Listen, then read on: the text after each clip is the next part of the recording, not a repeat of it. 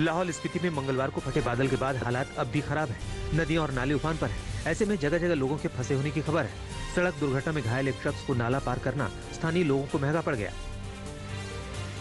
स्थानीय लोगों की मदद से जब घायल युवक को स्ट्रेचर पर डालकर नाला पार करवाया जा रहा था तो उसी दौरान 3 युवक भी नाले के पानी की चपेट में आ गए। हालांकि किस्मत अच्छी थी कि वो सुरक्षित बाहर आ गए।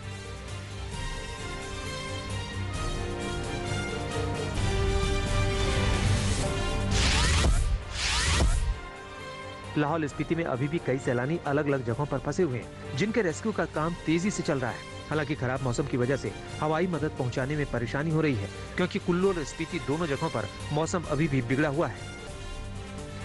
कई जगहों पर लोग सोशल मीडिया के जरिए मदद की गुहार लगा रहे हैं।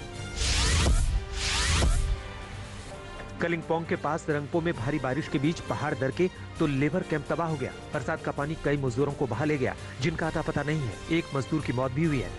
3 को बचा लिया गया है, जबकि दूसरों की तलाश जारी है। वहीं कई जगहों पर यातायात बंद करना पड़ा है, जहां मरम्मत का काम तेजी से चल रहा है।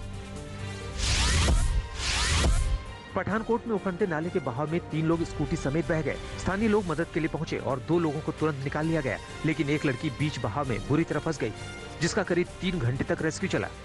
वहीं जम्मू में एक बच्ची बाढ़ की चपेट में आ गई और नदी के तेज बहाव में बह गई, जिसका एसडीआरएफ ने रेस्क्यू कर बच्ची को सुरक्षित बाहर निकाला। हरियाणा के हथनीकुंड बैराज से लगातार पानी छोड़े जाने के बाद दिल्ली में यमुना नदी एक बार फिर उफान पर है। यमुना का जलस्तर लगातार बढ़ रहा है। आईटीओ पर यमुना का बहाव काफी ज्यादा तेज है। यहाँ यमुना का जलस्तर खतरे के निशान से काफी ऊपर पहुँच गया है। दिल्ली के निचले इलाकों में बाढ़ का खतरा मंडरा रहा है। यमुना के बढ़ते जलस्तर को देखते हुए लोहे का पुल बंद कर दिया गया है। मौसम विभाग ने यमुना से सटे इलाकों के लिए ऑरेंज अलर्ट जारी कर दिया है।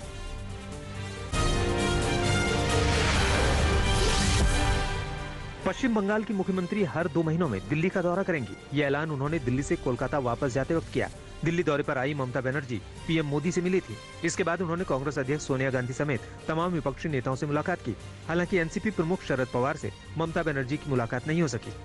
कोलकाता लौटने से पहले ममता बनर्जी ने कहा कि लोकतंत्र हर कीमत पर जीवित रहना चाहिए।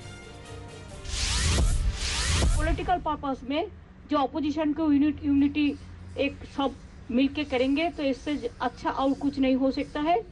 और हॉट लीडर को तो नहीं मिल पाया कि वो हाउस में सेंट्रल हॉल में इज नॉट अलाउड मीट के लिए, तो लेकिन बहुत सारे लीडर के साथ मीट हुआ है। I think outcome is good. Let us work together. सरकार की तमाम कोशिशों के बावजूद संसद में गतिरोध थम नहीं रहा है। अब रक्षा मंत्री राजनाथ सिंह विपक्ष के नेताओं से बातचीत कर गतिरोध को खत्म करने की कोशिश करेंगे। इससे पहले केंद्रीय मंत्री पीयूष गोयल और प्रहलाद जोशी ने भी मल्लिकार्जुन खड़गे और विपक्ष के दूसरे नेताओं से बातचीत की थी, लेकिन इससे कोई रास्ता नहीं निकल सका था। पेगासस जासूसी और किसान आंदोलन समेत कई मुद्दे पर विपक्ष संसद में लगातार हंगामा कर रहा है, जिसके चलते सदन की कार्यवाही नहीं चल पा रही है। राजस्थान में कांग्रेस पार्टी में जारी झगड़ा सुलझने के करीब है। खबर है कि गहलोत और पायलट के बीच सुलह का फॉर्मूला करीब करीब तैयार हो गया है। बड़ी खबर यही है कि जल्द कई मंत्री बदले जा सकते हैं। मंत्रिमंडल में फेरबदल हो सकता है। वहीं सचिन पायलट को नई जिम्मेदारी क्या मिलेगी, ये आलाकमान तय करेगा। देश में जातिगत जनगणना कराए जाने की मांग तेज होती जा रही है।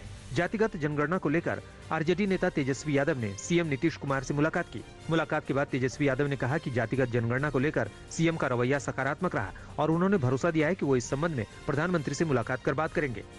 तेजस्वी यादव ने बताया कि मुख्यमंत्री नीतीश कुमार 2 अगस्त तक प्रधानमंत्री मोदी से मुलाकात कर सकते हैं। तमाम दलों और नेताओं की मांग के बीच मानसून सत्र में केंद्र सरकार साफ कर चुकी है कि राष्ट्रीय जनगणना में गणना का आधार जाति नहीं होगा।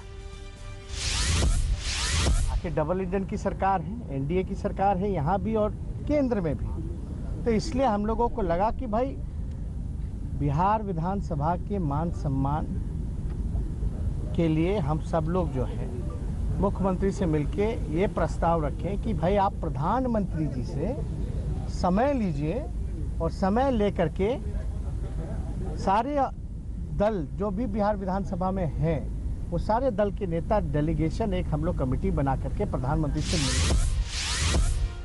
राजस्थान के श्रीगंगानगर में बीजेपी नेता कैलाश मेघवाल के साथ आंदोलनकारी किसानों ने बदसलूकी की, जिसके बाद पुलिस वालों ने प्रदर्शनकारियों पर जमकर लाठी बरसाई। पुलिस के लाठीचार्ज के बाद श्रीगंगानगर में हालात तनावपूर्ण है, जिसे देखते हुए यहाँ बड़ी संख्या में पुलिस बल तैनात कर दिया गया है। उधर बीजेपी नेता कैलाश मेघवाल ने बदसलूकी को लेकर गहलोत सरकार पर साजिश का आरोप लगाया है।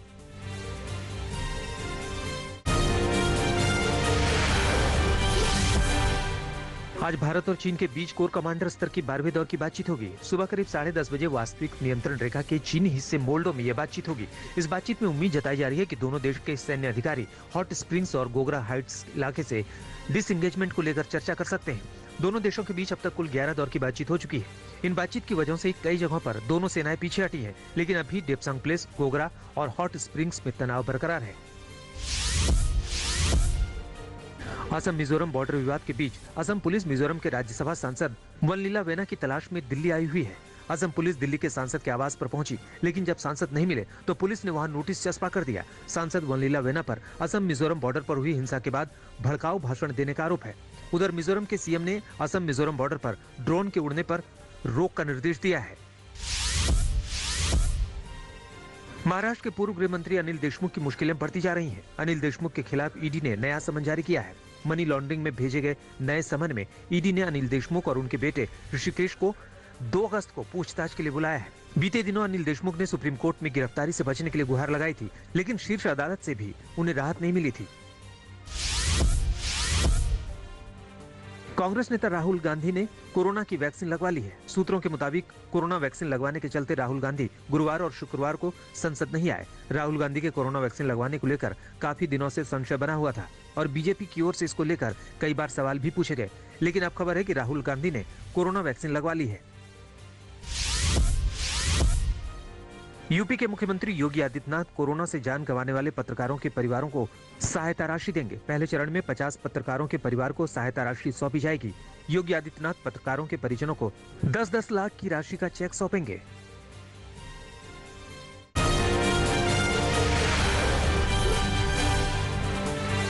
कोलकाता में बारिश के बाद पूरा का पूरा शहर ताल तलैया बन गया। सड़कें डूबी हुई हैं, कई इलाकों में घुटनों तक पानी भरा है। बारिश ऐसी आफत लेकर आई है कि कोलकाता के लोगों की जिंदगी मानो लहरों के बीच ही कैद हो गई है। कोलकाता में हुई बारिश ने केवल लोगों की जिंदगियों पर ही ब्रेक नहीं लगाया है, बल्कि रेलवे लाइन पर भी 2-2 फुट तक पानी जमा हो गया है। हावड़ा स्टेशन से कई लंबी दूरी की ट्रेनों पर ब्रेक लग गई। मौसम विभाग ने आने वाले दिनों में भी कोलकाता समेत बंगाल के कई इलाकों में बारिश का अनुमान जताया है। पहाड़ों पर हो रहे लगातार बारिश के चलते वाराणसी में गंगा का जल स्तर तेजी से बढ़ने लगा है। घाटों की सीढ़ियां लगभग डूब गई हैं। नदी किनारे के छोटे बड़े कई मंदिर भी जलमग्न हो चुके हैं। बढ़ते गंगा के पानी के चलते लोग इस कदर डरे हुए हैं कि घाटों की चौकियां, छतरी और अन्य साजो सामान को ऊंचे स्थान पर ले गए हैं। नाविक भी अपनी नौका को बचाने में जुटे हैं। वाराणसी में 24 घंटे में करीब 10 फीट तक पानी बढ़ गया है। महाराष्ट्र में बारिश और बाढ़ प्रभावित जिलों में गंभीर स्थिति बनी हुई है। तटीय कोंकण क्षेत्र में रत्नागिरी, रायगढ़ जिलों और पश्चिमी महाराष्ट्र में कोल्हापुर और सतारा जिलों में भारी बारिश के कारण राज्य के कई स्थानों पर भूस्खलन हुए हैं। राज्य में पिछले हफ्ते हुई बारिश से जुड़ी घटनाओं में अब तक 213 लोगों की मौत हो चुकी है। शुक्रवार को महाराष्ट्र के मुख्यमंत्री उद्धव ठाकरे और विपक्ष के नेता देवेंद्र फडणवीस बाढ़ प्रभावित कोल्हापुर जिले पहुंचे। दोनों नेता अलग अलग बाढ़ प्रभावित इलाकों के दौरे पर निकले थे, लेकिन इस दौरान दोनों की मुलाकात हुई। दोनों ने एक दूसरे को दुआ सलाम किया।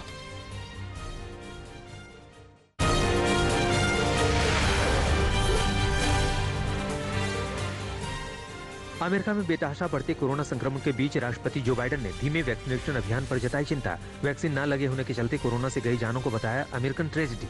वैक्सीनेशन बढ़ाने के लिए स्थानीय सरकारों और प्रशासन से की अपील। वैक्सीन की दोनों डोज लगवाने वालों को बतौर प्रोत्साहन $100 देने को कहा। इजरायली राष्ट्रपति इसाक हर्जोग और उनकी पत्नी को लगा कोरोना वैक्सीन का बूस्टर डोज। इजरायल में 60 साल से ऊपर के लोगों के लिए बूस्टर डोज लगाने की हुई शुरुआत। वैक्सीन की पहली और दूसरी डोज ले चुके 60 साल के ऊपर के लोगों को लगाई जा रही है बूस्टर डोज। ब्रिटेन के यूनिवर्सिटी ऑफ ईस्ट एंग्लिया में कोरोना वायरस की उत्पत्ति को लेकर दिया गया बड़ा बयान। शोध के बाद यूनिवर्सिटी ने कहा कोरोना वायरस ना तो किसी लैब में बना, ना ही लैब से फैला। ब्रिटिश यूनिवर्सिटी ने वायरस के लिए चमगादड़ों को बताया जिम्मेदार। 80% वयस्कों के वैक्सीनेशन के बाद ही फिर से खुलेंगी ऑस्ट्रेलियाई सीमाएं। प्रधानमंत्री स्कॉट मॉरिसन ने प्रेस कॉन्फ्रेंस में दी जानकारी। लॉकडाउन में छूट के लिए पीएम ने जारी किया 4 स्तरीय प्लान। कोरोना के डेल्टा वेरिएंट की वजह से ऑस्ट्रेलिया के सिडनी शहर में कई हफ्तों से लागू है लॉकडाउन। थाईलैंड में कोरोना के डेल्टा वेरिएंट के बढ़ते मामलों के बीच शुरू हुआ बौद्ध भिक्षुओं का वैक्सीनेशन। राजधानी बैंकॉक के वाट श्री सुदाराम मंदिर में 1000 भिक्षुओं को लगाया गया कोरोना का टीका। अब तक थाईलैंड में 16.6 मिलियन खुराकें दी जा चुकी हैं।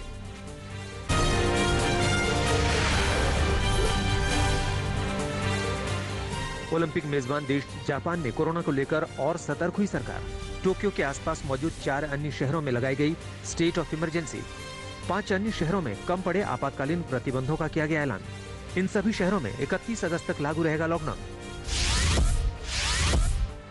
लंदन में आयोजित ग्लोबल एजुकेशन समिट के दौरान 17.5 करोड़ बच्चों की शिक्षा के लिए जुटाए गए 4 अरब अमेरिकी डॉलर। दुनिया के सबसे कमजोर बच्चों की शिक्षा पर खर्च किए जाएंगे ये पैसे।